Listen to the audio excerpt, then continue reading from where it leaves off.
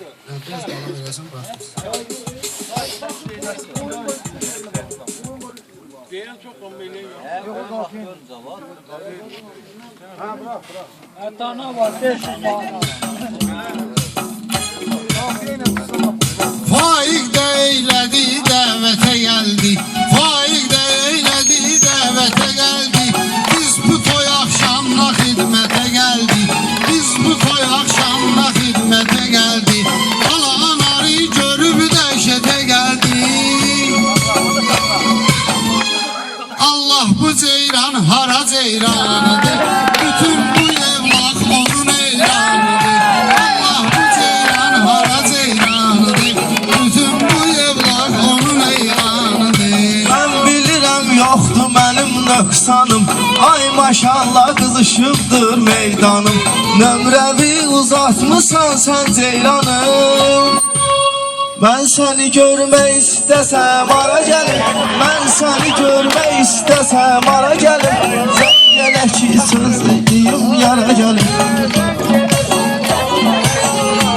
Ben meyxananın həmişə meydanındayam.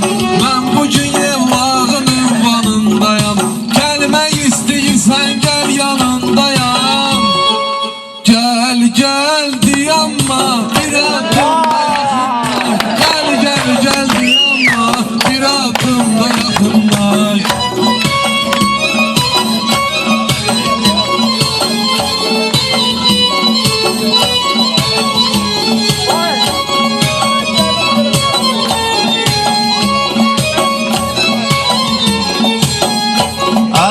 İcazə ver mən başlayım söhbətə. Baxım xəlillərdə olan diqqətə. Baxım bu xəlildə olan diqqətə. Sənlə bayaq mən keçmişdim xəlvətə.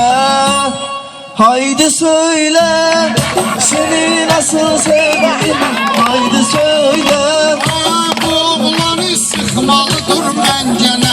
Yevlaqda budur adət həmən mənə. Bilirsən nə hörmət etmirəm sənə.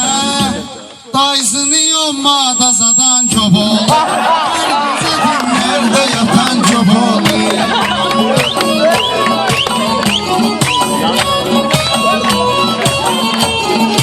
Mən nə deyim bax bu qızıl şilagirə. Mən nə deyim bu qızıl şilagirə. Soxub sənin yalansa boy boy yerə. Qarxında düşərsən atmosferə.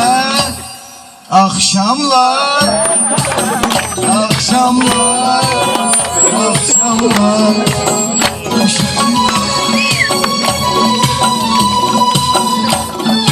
Bunlar bu meydana layık olublar. Sözlərində məna məntiq olublar. Kişilər bir-birinə aşık olublar. Mavi mavi masmavi bir gördüm aşık oldum. Mən nə deyim bunun kimi düşmənə. Mən nə deyim bunun kimi düşmənə. Yenə pozuldu adətən də ənənə. 100 manata mişqə almışam sənə. Attı məni, attı köpolun qızı. 100 manata sattı köpolun qızı. Orxu olmayıbdı mənim canımda. Çox cayıllar olubdu ünvanımda. Rahib gedmə otur cinan yanımda. Çekinə qoy düstüsü yayılsın. Səndən sonra da bütün uşaqlar yayılsın.